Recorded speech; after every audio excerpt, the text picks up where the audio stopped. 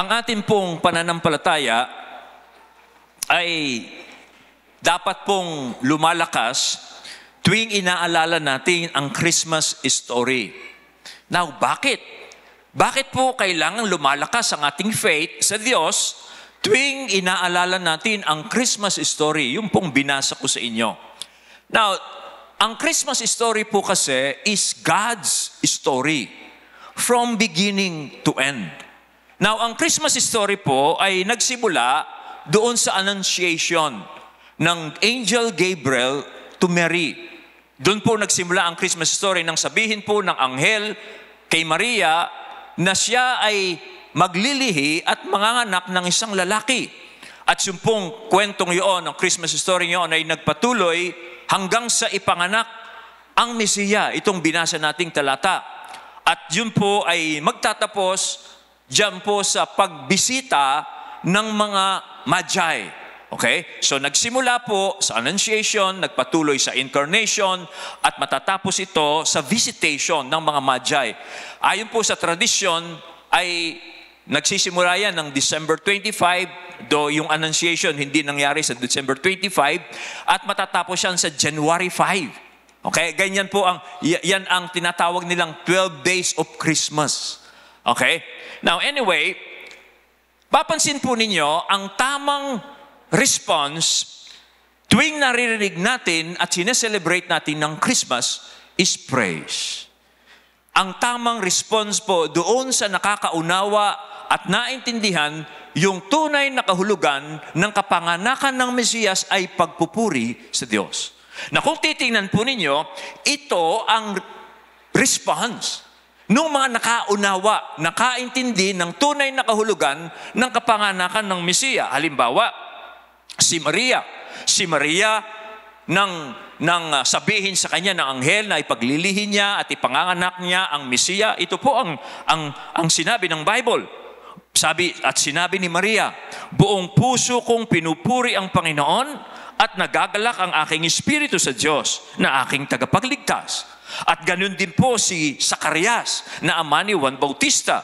Sabi po ng Bible, napuspos ng banal na espiritu ang ama ni Juan na si Zacarias at kanyang ipinahayag, purihin ang Panginoong Diyos ng Israel sapagkat inalala niya at tinubos ang kanyang bayan. Sinugo niya sa atin ang makapangyarihang tagapagligtas mula sa angkan at lingkod niyang si David. Ganon din ang mga anghel, nagpuri sila sa Diyos dahil naintindihan nila yung significance ng birth ni Christ. Sabi nila, purihin ang Diyos sa langit, may kapayapaan na sa lupa sa mga taong kinalulugdan niya. Kanya po kung naiintindihan niyo yung tunay na significance and meaning ng Christmas, you should praise God. I should praise God. Ang sino mang nakakaintindi nito, naiintindihan, naunawaan kung ano ang importansya nito sa kanyang buhay at sa buong mundo, we praise God. Yan po ang proper response. At habang pinapupurihan po natin ng Diyos, dahil kay Kristo, tumatatag po ang ating pananampalataya sa Diyos. At yan po ang gusto kong bigyan natin ng pansin ngayon pong December 24 na ito. Ako po ay nabigla kanina. I was expecting na maraming tao ngayon sa church because it is December 24. Buong mangha ko, nung pagdating ko dito, parang tahimik. No, parang yung mga tao ay hindi excited pumunta sa church. At nung kanina nagsimula po kami dito, halos walang laman ng church. Okay? At buti na lang ngayon marami ng tao.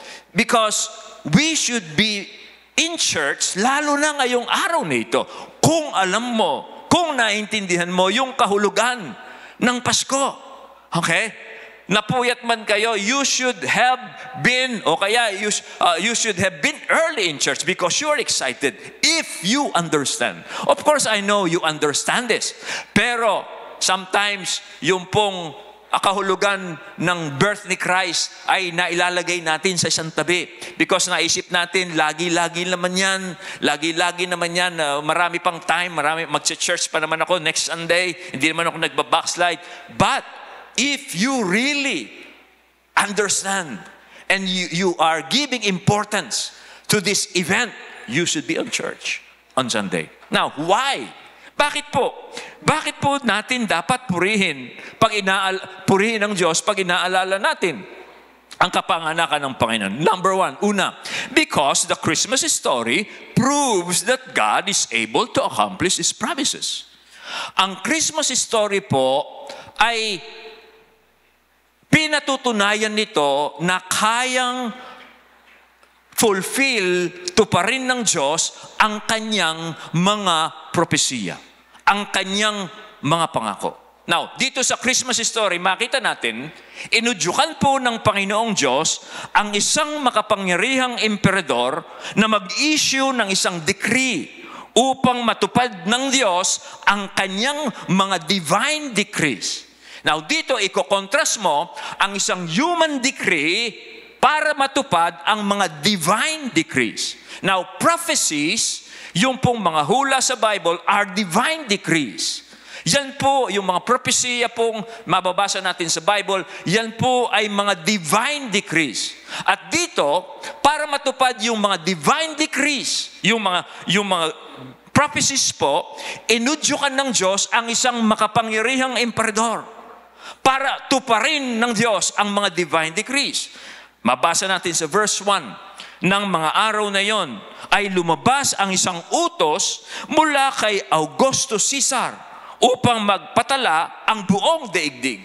Now, sa kasaysayan po, you can verify this in history. Si Augusto Caesar po ay itinatanghal na siya ang the greatest of the Caesars. Siya raw po ang pinakamakapangyarihan sa mga Caesars. Siya po ay adopted nephew ng dictator na si Julius Caesar at ito na pong emperador na ito, si Augusto Caesar na ang naging emperador, he turned the Roman Republic into an empire. Ganon siya katindi. Nasakop po niya ang Egypt, nasakop po niya ang Spain, nasakop po niya ang Europe, nasakop niya ang Middle East. He was really great. And he reigned 31 BC hanggang 14 AD.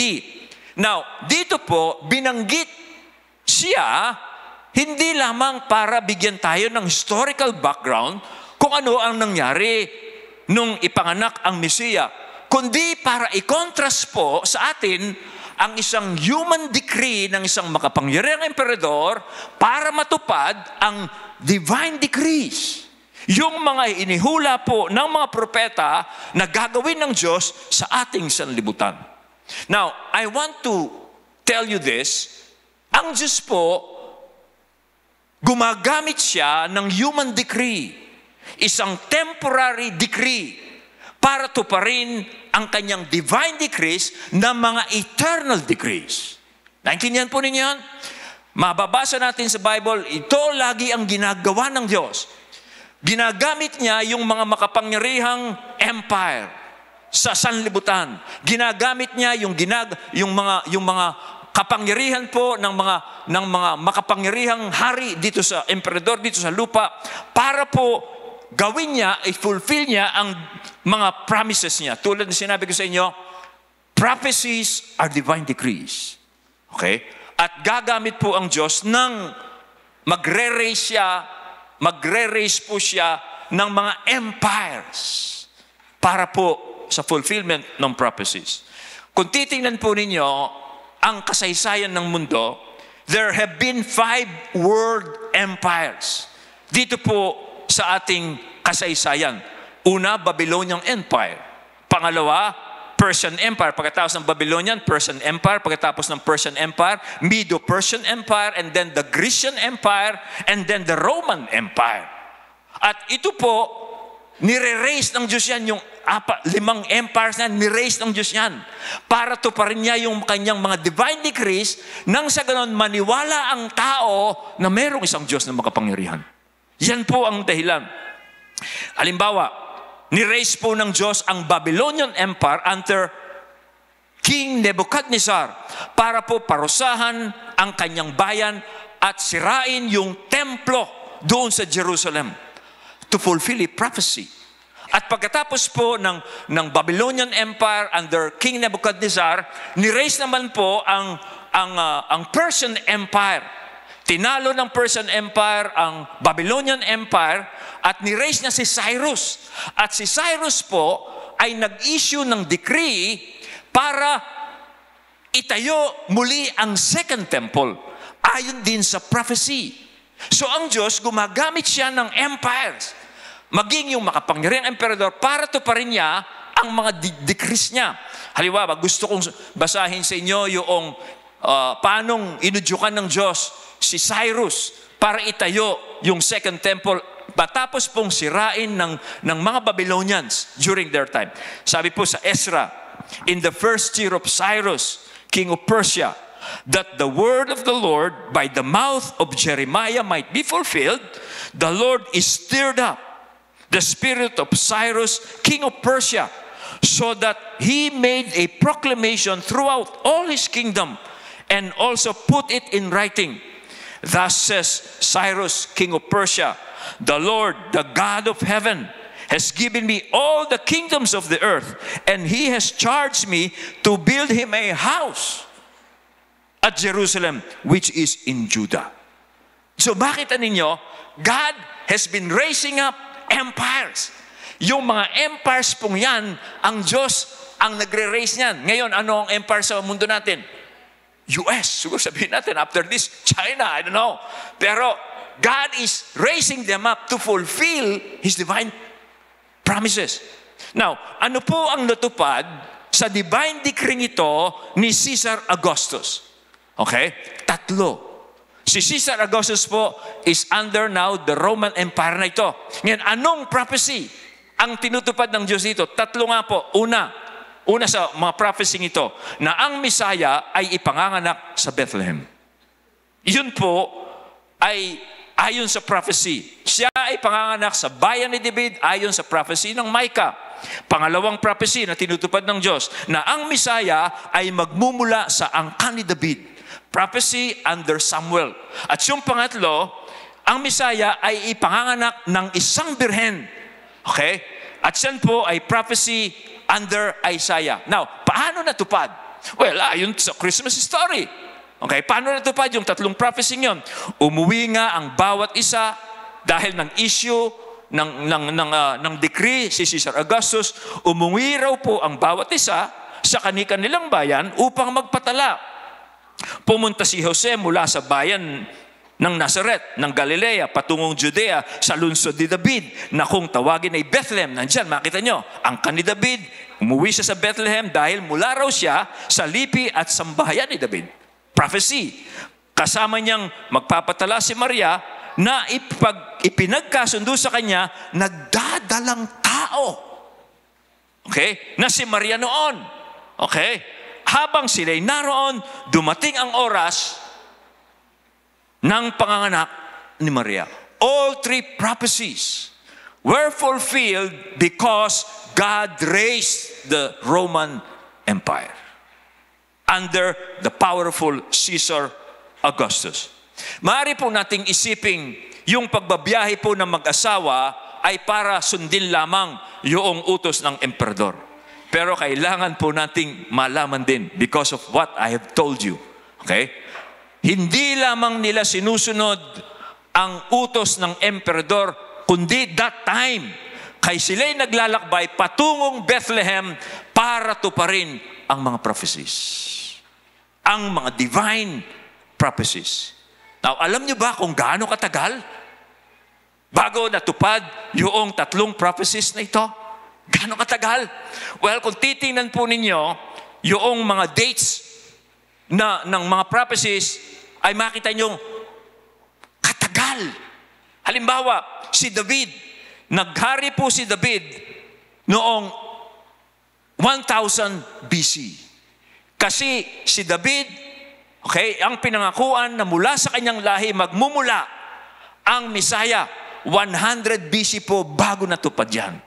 Tapos, yung pong ipanganganak ang Messiah sa pamamagitan ng birhen, si Prophet Isaiah po ang nagsabi niyan. Si Prophet Isaiah po ay nagprophesy noong 740 BC. At yung pong ipanganganak sa Bethlehem under Micah, si Micah po ay halos contemporary ni Isaiah. Siya po ay nag-prophesy noong 735 BC. Just imagine, 1,000 years yung pagitan bago natupad yung mga hulang ito. Pero natupad sila. Kasi po pag ang Diyos nag-prophesy, pag ang Diyos nag-issue ng decree, gaano man po ito katagal, matutupad yan. Matutupad po yan. Now, ano po ang ibig sabihin nito sa atin? Well, bakit natin kailangang purihin ng Diyos whenever we celebrate Christmas? Well, dahil ang faith po natin ay hindi nakasalig na kung saan-saan. Ang faith po natin hindi kathang-isip. Ang faith natin hindi alamat. Hindi ito mga haka-haka ng tao. Ang faith po natin nakasalig sa divine decrees. Ang faith natin nakasalig doon sa mga hula. Hindi pala hula, propesya. Kasi yung hula, hindi natutupad yan eh. Yung propesya, natutupad. Na ang faith natin ay nakasalig sa walang hanggang decree, prophecy, pangako ng Diyos. Gaano man to katagal bago mangyari, pag sinabi ng Diyos, divine decree, it will happen. Kaya purihin natin ang Diyos. Na kung ang pananampalataya po natin o ang pag-asa natin ay isasalig natin sa mga pangako ng Diyos, alam ho ba ninyo? Mamumuhay ka ng isang stable, peaceful life. Sa gitna po ng mga kaguluhan at uncertainties ng buhay dito sa lupa. That is the purpose. That is the application to us. Na kung ilalagay natin ang ating pag-asa sa mga propesiya ng Diyos, mamumuhay po tayo sa isang stable and peaceful life sa gitna po ng magulong mundong ito. Uncertain po ang panahon natin ngayon. Habang palapit ng palapit ang pangalawang pagpapakita ng Panginoon, magiging uncertain ang buhay dito sa lupa. Pero dahil sa mga propesiya ng Diyos, meron po tayong certainty. Meron tayong kapayapaan. Pwede tayong magkaroon ng stability amidst a chaos.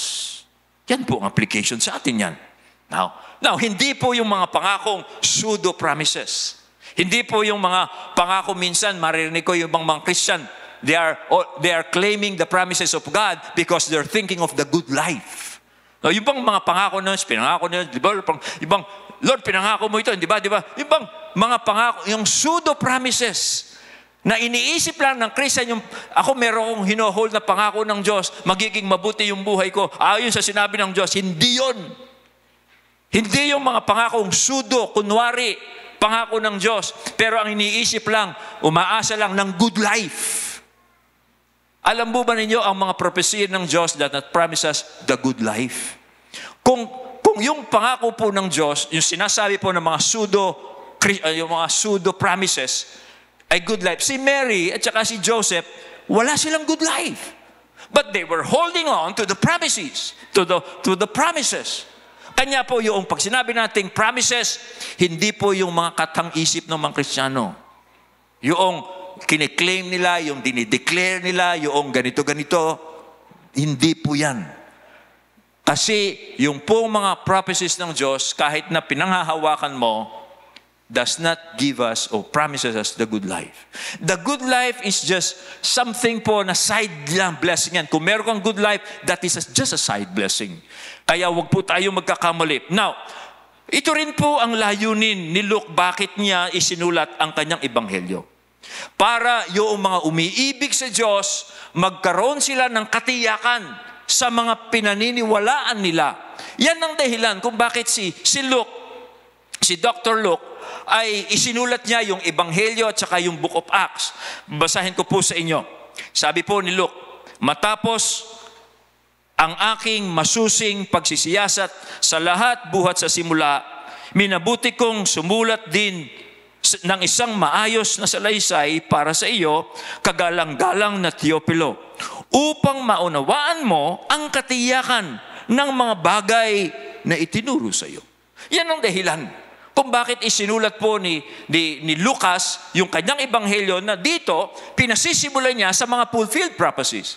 Para daw po bigyan ng katiyakan yung mga nagmamahal sa Diyos na yung kanilang pinaniniwalaan ay nakabase sa mga propesiya. Nang sa ganon, tumatag, magkaroon ng katiyakan ang mga umiibig sa Diyos. Kaya ako sinasabing umiibig sa Diyos kasi si Teopilo, ang ayon po sa mga commentators, hindi alam kung sino talaga yung taong ito. Kaya nga, ang ibig sabihin ng Teopilo kasi, a lover of God. Theo is God, Pilo, hindi si Pilo yan ha. Pilo, ibig sabihin, love yan. Okay, doon sa mga umiibig sa Diyos. Kaya, doon sa mga umiibig sa Diyos, kaya isinulat ang propesiya nang sa ganoon, magkaroon sila ng katiyakan doon sa pinaniniwalaan nila. Okay? Kanya po yun ang gusto nating sabihin dito. There are 1,817 prophecies in the Bible. Next slide.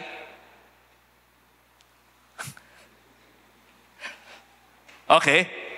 Kalahati na po sa mga prophecies na yan ay natupad na in detail. Okay? And there are 100 plus prophecies about the first coming of Jesus Christ. And they were fulfilled in every detail. And there are still 300 plus prophecies about the second coming of Jesus Christ. Now, ang tanong, will they happen? Yes, they will. They will happen. Pag sinabi ng Diyos, matutupad yan, kapatid. At kung iaasa mo ang iyong buhay, iaangkla natin ang ating buhay doon sa mga pangako ng Diyos, meron kang living hope. Okay, by the way, tingnan po ninyo yung prophecy. Paano kung matitiyak na yung pagdating ng Panginoon ay tiyak? Yun nga 100 plus prophecy natupad in great detail. Ngayon, sabi ng Diyos, para maniwala ka, 200%, dodoblihin ko.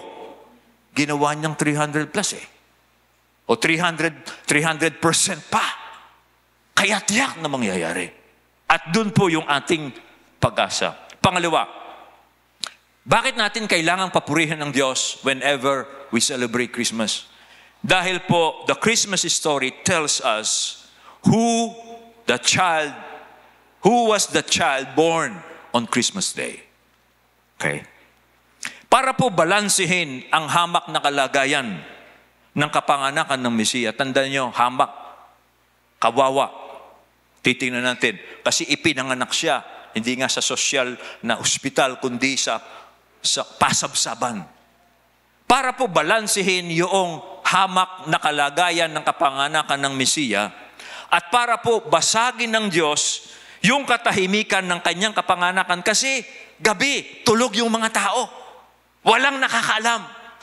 Para po basagin ng Diyos yung katahimikan nung gabing yon, nagsugo po ang Diyos ng mga laksa-laksang mga anghel para po ipaalam kung sino itong ipinanganak sa pasabsaban at kung ano ang kahulugan nito sa mga tao. Okay? At pansinin niyo yung pong pagpupuri ng mga anghel. Dahil po naintindihan nila kung sino yung ipinanganak nung gabing yon at kung ano ang significance nito, pinuri nila ang Diyos. Anong sabi nila? Pupuri sa Diyos sa kaitaasan at sa lupa ay kapayapaan sa mga taong kinalulugdan niya. Anong tawag dyan? Gloria in excelsis Deo. O alam nyo na ngayon kung ano yung kahulugan ng Gloria in excelsis Deo. Okay. Yung iba kinakanta, hindi naman alam yan Actually, ako rin, hindi ko rin alam dati yan. Kaya ko lang naintindihan. Ang ibig sabihin po ng Gloria in excelsis Deo, papuri sa Diyos sa kaitaasan. Okay? Now, dito po sa awit nila, dahil alam nila ang significance ng gabi at alam nila ang significance kung sino itong ipinanganak, nagpuri sila sa Diyos. Okay? Now, sino ba siya? Bakit kailangan nating purihin ang Diyos kasama ng mga anghel? Well, sabi po doon sa talata, Siya raw po ang tagapagligtas. Siya raw po ang anak ni David na ipinangakong tagapagligtas. Siya raw po ang Kristong Panginoon. In fact, ang kanya raw pong kapanganakan ay may dalang magandang balita na dapat magdulot ng malaking kagalakan sa lahat ng tao. Okay? Na ang kapanganakan raw po ng Mesiya ay may dalang magandang balita na dapat ikagalak ng lahat ng tao. Hindi ito dapat katakutan tulad ng mga anghel. Kaya yung tulad ng ginawa ng mga pastol. Kaya yung anghel, pinaalalahanan itong mga pastol na ito na hindi kayo dapat matakot ngayong gabi. In fact, dapat kayong matuwa, sabi niya. Dahil ipinanganak ngayong gabing ito ang isang tagapagligtas. That's one reason. Tagapagligtas. Hindi economist. Okay? Hindi politician. Hindi educator at hindi physician. Kundi tagapagligtas. No? Kung economy po ang problema ninyo, sorry, hindi dumating si Jesus para sa inyo. Okay? Kung ang problema po natin ay yung gobyerno natin, sorry, hindi masosolve ito ng Diyos ngayon. Okay? Kung ang problema po ninyo ay kulang ng edukasyon, sorry, si Jesus hindi dumating para sa ganyang layunin. At kung ang problema po ninyo ay physical sickness, sorry, Jesus did not came for that too. Ang ibinigay po ng Diyos sa atin is a Savior. Tagapagligtas. Why a Savior? Dahil ang problema po natin ng tao, ng mundo, ay kasalanan. Kasalanan po ang problema po ng tao. Kung hindi po yan ang problema ng tao ngayon, iba ang pinadala niya. Ngunit dahil alam po ng Diyos, ang problema po natin ay ang kasalanan, kaya nagpadala siya ng Savior. At pag hindi po siya nagpadala ng Savior, lahat po tayo mamamatay sa ating mga kasalanan. Kasalanan po ang humihila sa tao pababa. Kasalanan ang nagiging dahilan kung bakit magulo ang mundo. Kasalanan ang dahilan kung bakit ang buhay ng isang tao ay magulo. Kasalanan. Kaya ang Diyos nagpadala ng tagapagligtas. Dahil yan po ang malaking problema nyo. Kung pinoproblema po ninyo ngayong araw na ito, wala pa kayong pamasko. O kaya pinoproblema nyo, kulang ang inyong ipamamasko. Hindi natin masosolve yan. Okay? Ang problema po ninyo, kasalanan. Kaya Savior ang ibinigay ng Diyos para sa inyo. Yan ang dahilan kung bakit magulo ang buhay ng tao. Kung bakit wala siyang kapayapaan, kung wala siyang security because of sin. Kaya Savior. Pangalawa, ang tagapagligtas na ito ay ang Kristong Panginoon. Okay? Bakit sinabing Kristong Panginoon? Ang Kristo po ibig sabihin, Mesaya. At itong Mesayang ito, siya ang Panginoon. Bakit Mesaya? Binanggit yung salitang Kristo, Mesaya. Kasi po, mula pa po nang mahulog ang tao sa pagkakasala, nangako na po ang Diyos, okay, ng isang tagapagligtas.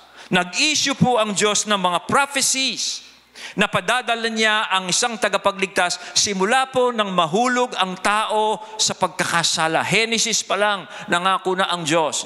Genesis 3:15, nangako na ang Diyos. Nung magkasala na si Adan at si Eva, nagulo na ang sanlibutan at naghari na ang kasamaan. Naghari na ang diablo. Nangako na ang Diyos.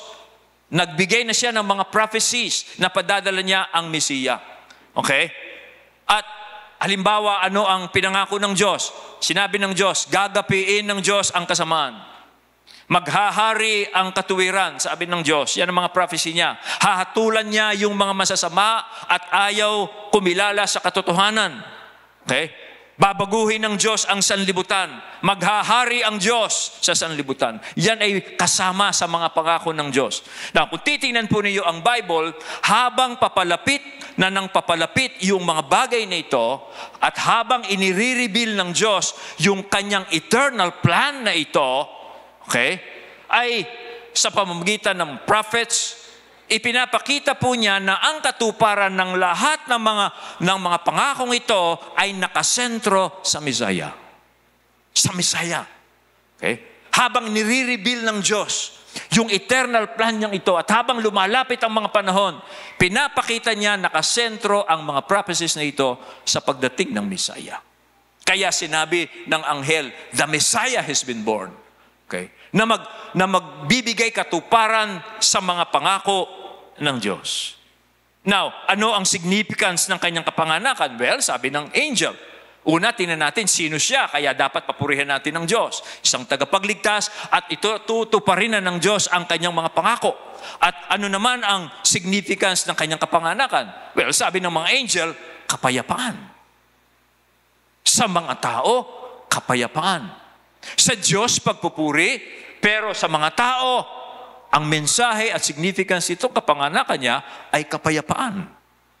Okay? Kapayapaan na nagmumula sa Diyos.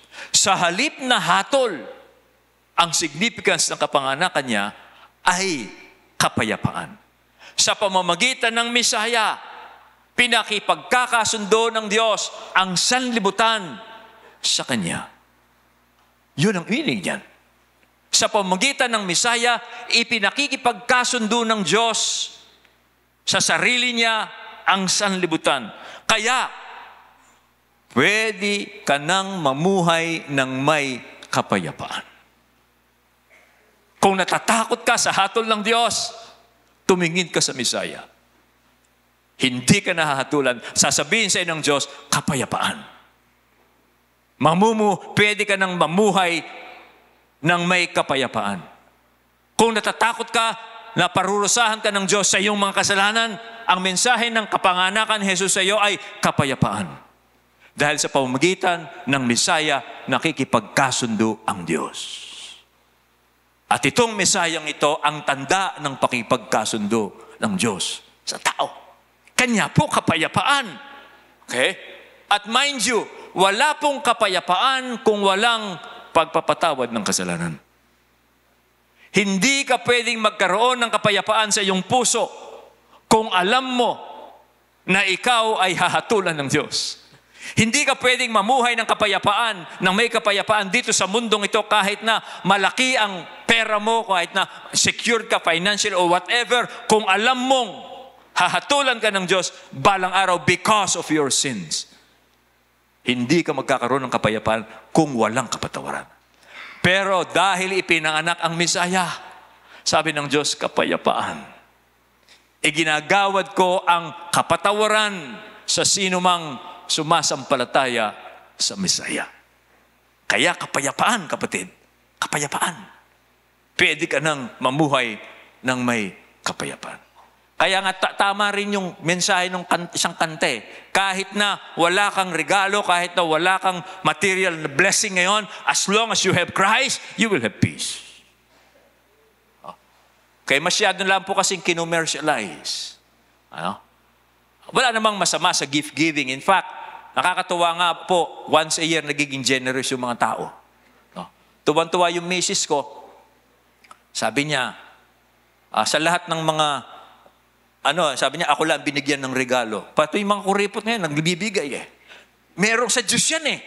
No, bakit nagkaganon once a year yung mga tao, kahit na walang-wala, pinipilit nilang magbigay. That is the spirit of Christmas.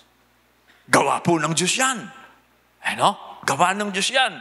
Na ang Diyos ang unang nagbigay. Kaya tayo marunong magbigay. That's the spirit of Christmas. Pero ang una pong, ang tandaan natin, kahit na wala kang material things, ang Diyos binigyan ka na ng isang bagay na hindi mo mapibili. Kapayapaan. Pagpapatawad. Kung tatanggapin mo, maniniwala ka sa Mesaya. Kaya, tuwing inaalala mo kung sino yung pinanganak, purihin mong Diyos. purihin mo siya. Pasalamatan mo siya. Dahil habang ginagawa mo ito, lumalakas ang iyong pananampalataya sa Diyos. Kasi tinatanggap mo yung kanyang revelation. Dahil po doon, lumalakas ang iyong pananampalataya. And lastly, kailangan nating purihin ng Diyos. Dahil we can always expect God to do what He says. Okay. Ito po ay makikita natin sa karanasan ng mga shepherds at ni Mary. Na pag sinabi ng Diyos, gagawin niya. Okay? Dito makita natin, upang ibalita po yung dakilang pangyayaring nangyari nung gabing yon, nagpakita po ang anghel sa mga shepherds. Matapos po nilang sabihin kung sino itong sanggol na ito, nagbigay yung anghel ng sign. Paano nila makikilala yung sanggol? At sinabi po sa talata, ito ang magiging palatandaan ninyo. Matatagpuan ninyo ang isang sanggol na balot ng lampin at nakahiga sa isang sabsaban. Now, yung sign pong yon ay unique. Okay? Unique po yan dahil una, yung pong batang nakabalot ng lampin, hindi yan unique. Common po yan. Common yan kasi ang mga Hudyo raw po, pag bagong panganak yung bata, binabalutan nila ng mga pira-pirasong lampin yan para mas straighten. Para po lumakas ang buto para sa proteksyon ng bata. Kaya hindi yan unique. Common sa mga Hudyo yan.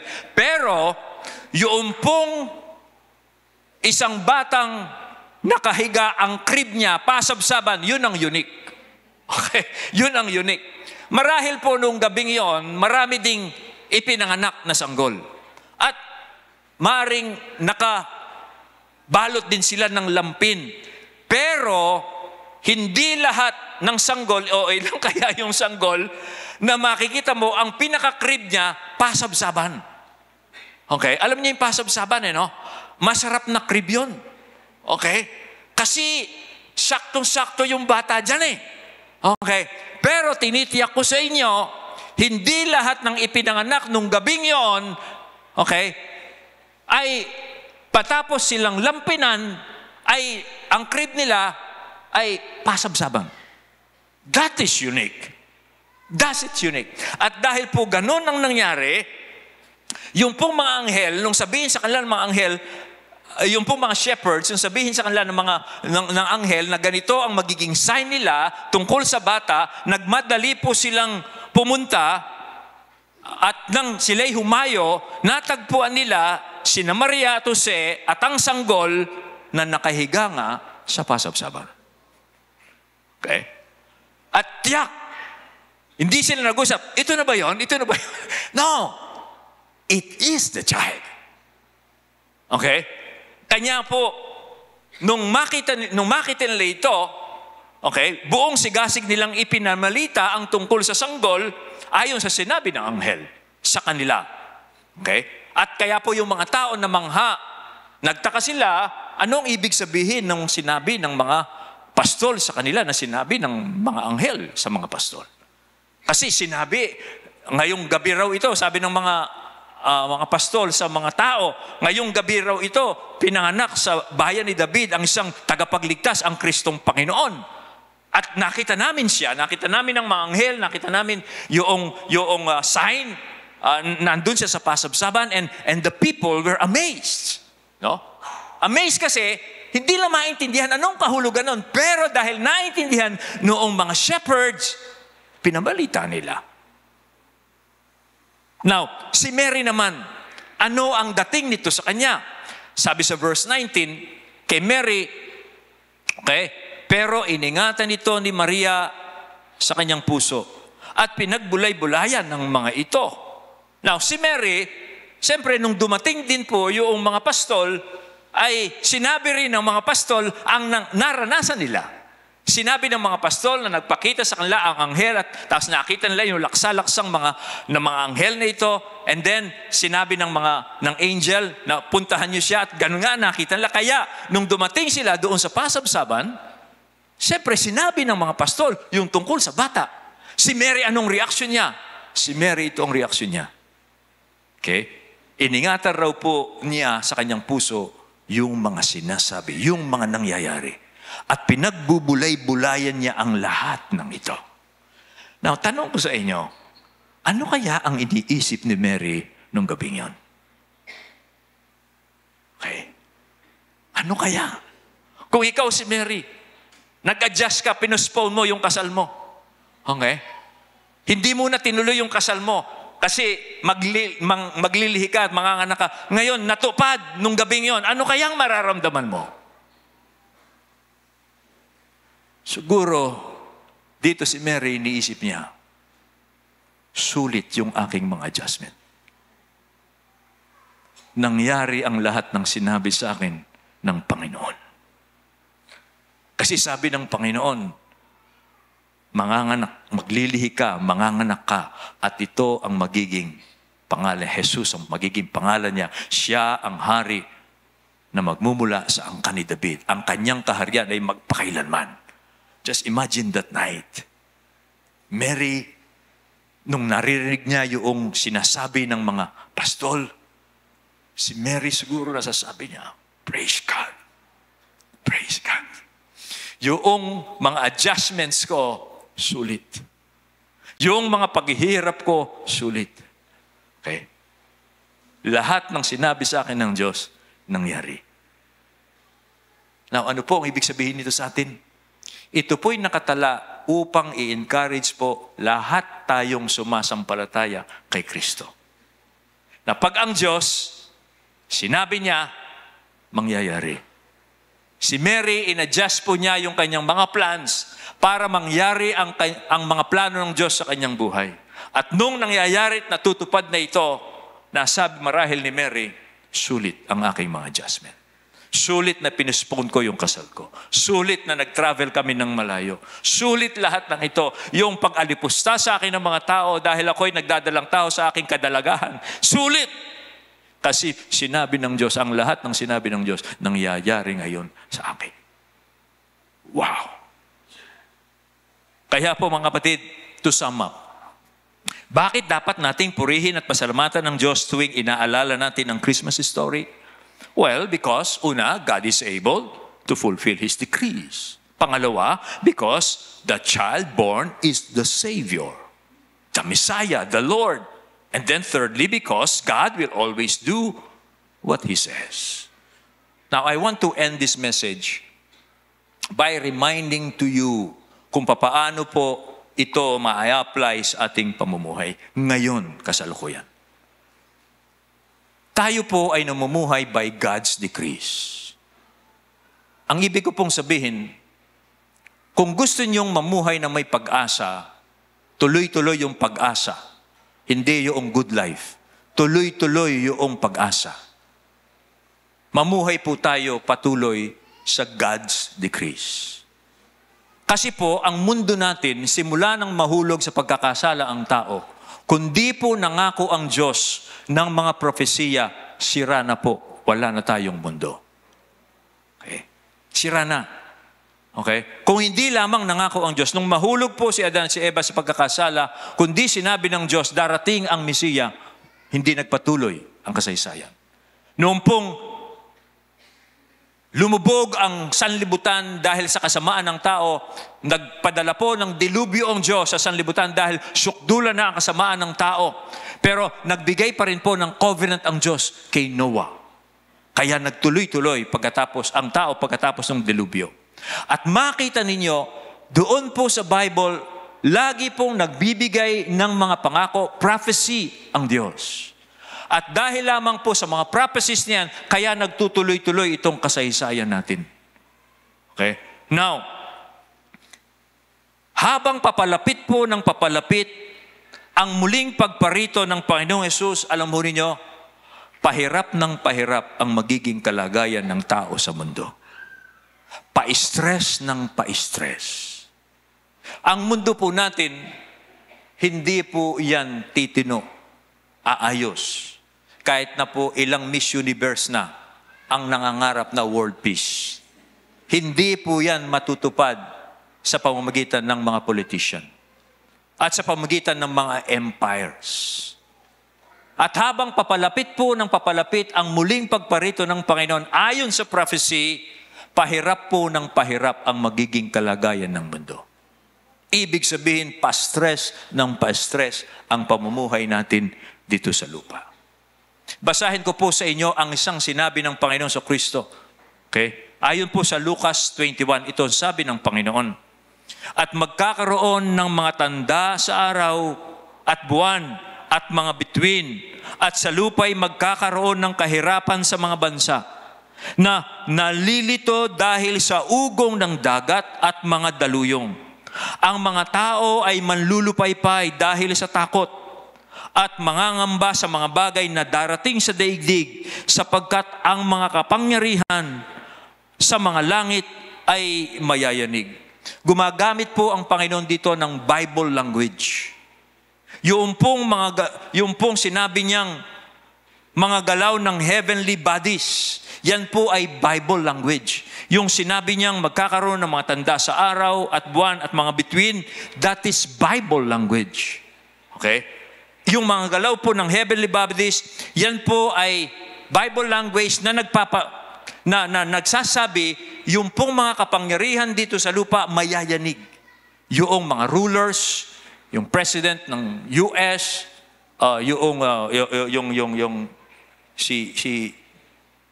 sa China, anong tawag sa China? Premier ba? Yung mga world rulers, mayayanig yan. Yayanigin po yan ng Diyos. That is Bible language. No? At yung pong earthly disturbances, yan ay mga Bible language po yan. Na sinabi ng Panginoon, magkakaroon ng kaguluhan. Yung mga world leaders mismo, magkakaroon sila ng kaguluhan. Yung pong mga sinasabi ng Panginoon dito na dagat at mga daluyong, that is Bible language for people of the nations. Okay? Okay? Ang mga tao raw po ay malilito dahil sa kaguluhan dito sa mundo. Ang mga tao malilito dahil sa mga kaguluhan ng mga tao sa mundo. Now, pansinin po ninyo kung hindi nangyayari ito sa mundo natin.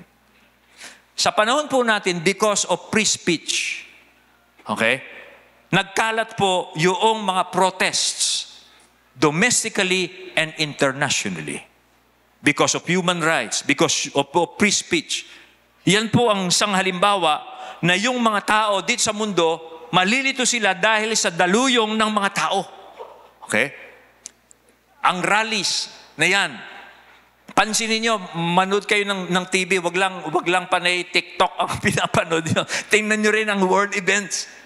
At yan magiging senyales sa atin, yung kaguluhan ng mga tao, protest ng protest dito. Wala na silang hindi protest. Okay? Kasama ho yan. Now, ano ang epekto po nito? Sabi po dyan, people will live under stress. Look at verse 26. Sabi dyan, ang mga tao ay manlulupaypay dahil sa takot, mangangamba sa mga bagay na darating sa daigdig, sapagkat ang mga kapangyarihan sa mga lakit ay mayayanig. That is Bible language for world rulers. The heavenly bodies will be shaken. Even maging sa panahon po natin, yung mga world leaders, hindi nila alam kung ano mangyayari sa mundo natin. Okay? Sa kasalukuyan, 2 major wars ang nangyayari sa mundo.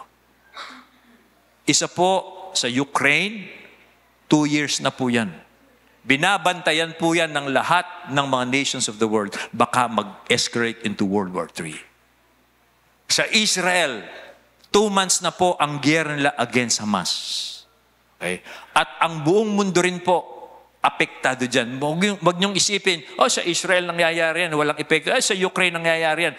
Pagtaas ng gasolina, hindi niyo ba alam yan dahil sa giyera sa Ukraine? At yung pong giyera doon sa Israel ng Hamas, alam niyo ba ngayon, ang Russia, ang Turkey, at saka yung ibang nations, nag-iisip sila paano patitigili yung Israel kasi sinusuporta nila yung Hamas. And these are world events na nangyayari sa ngayon na sinasabi ng Bible na mangyayari. So, pa-stress ng pa-stress ang nangyayari po sa mundo natin ngayon. Pero, ito ang good news. Dahil ang Diyos nag-prophesy Nagbigay siya ng mga divine decrees. You who love God, you who believe on the Messiah, you who believe on the promises of God, pwede kang mamuhay ng stable, peaceful life. Sa gitna po ng mga uncertainties na ito. In fact, sabi po ng Panginoon, kasunod po ng mga sinabi niya dun sa mga binasa nating talata, sabi niya sa verse 28, kapag nagsimula ng mangyari ang mga bagay na ito, yung mga kaguluhan, yung mga international disturbances, yung kaguluhan ng mga tao, yung mga nangyayari sa mundo, sabi niya, kapag nagsimula ng mangyari ang mga bagay na ito, anong sabi ng Panginoon? Tumingala kayo. At itaas ninyo ang inyong ulo sapagkat malapit na ang katubusan ninyo. Sa lahat ng mga naniniwala sa Mesaya, merong blessed hope. Yung mga tao sa mundo, manlulupaypay sila. Yung mga ang iniisip lang, good life. Yung mga pangarap lang nila ay yung mga anything that is worldly, manlulupaypay po yan. Kahit minsan nga masaya na sila pero pag naaalala nila yung nangyayari sa paligid, depressed. Pero sabi ng Panginoon, pero kayo, pag nangyayari na ang lahat ng ito, tumingala kayo. Huwag kayong dudungo-dungo na parang malungkot kayo. Tumingala kayo. Itaas ninyo ang inyong ulo dahil malapit na ang inyong katubusan. Yan ay sign ng pagdating ng Panginoon. Kaya yan ang mensahe ng Kapaskuhan. Oh. Yan ka dapat excited. Oh.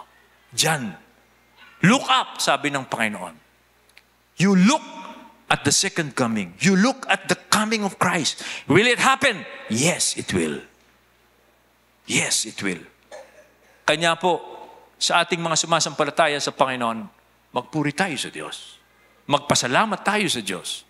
Tuwing naalala natin yung pagdating ng Mesaya, doon po sa unang Kapaskuhan. Magpasalamat tayo. Now, doon po sa mga hindi naniniwala kay Kristo, doon sa mga unbelievers, ang tanong ko po sa inyo, meron ba kayong divine hope? Meron ba kayong inaasahan na galing sa Diyos? Meron ba kayo? Meron ba kayong hinihintay na tagapagligtas? Dumating na siya nung una, ngayon darating siya ulit, hindi para magligtas, kundi para maghatol na. Okay? Meron ba kayong hinihintay na tagapagligtas? Ito po, tinatanong ko ito doon sa mga hindi naniniwala kay Jesus. Okay? Meron ho ba kayong ganitong pag-asa? Sa kabila ng nangyayari sa mundo, pwede kayong tumingala. Hindi kayo madidepress. Hindi kayo malulungkot. Kasi meron kayong inaasahan na darating. Okay. Meron ba kayong ganito? Tayong mga Christians, let us praise God. Sinasabi ko lamang po ito para papag-isipin ko po yung iba sa atin dito na wala lang sa kanila itong Pasko. Pagkatapos nito, lala. Lala. Nakasimba na ako. Tuloy na ang party. Ganon. Pagkatapos ng party, tandaan mo, palapit ng palapit. Pasidhi ng pasidhi ang mangyayari. Kaya, tiyakin mo na meron kang hinihintay na tagapagligtas. Believe on the Lord Jesus Christ, sabi ng Bible, and you will be saved. Maniwala ka, sumampalataya ka sa Panginoong Hesukristo at ikaw ay maliligtas. Ikaw at ang iyong buong sambahayan. Tayo pong lahat ay tumayo, tayo manalangin.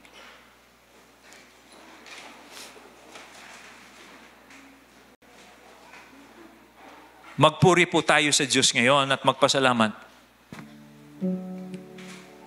Dahil meron tayong blessed hope, divine hope, na inaasahan, na ibinigay sa atin ng Diyos.